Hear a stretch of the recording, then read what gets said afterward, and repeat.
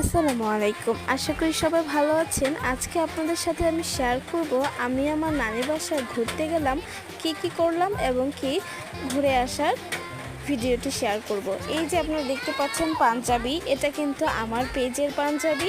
এটা আমি সেল করি, এটা আমি বাবাকে গিফট করেছি। তার সাথে আপনারা দেখতে পাচ্ছেন একটা টোট ব্যাগ। এই টোট ব্যাগটা আমার পেজেরই, আর্ট করা হয়নি। তারপরও হঠাৎ করে নানির বাসা যাচ্ছিলাম, তাই আমি ব্যাগটি আমার সাথে নিয়ে নিয়েছিলাম।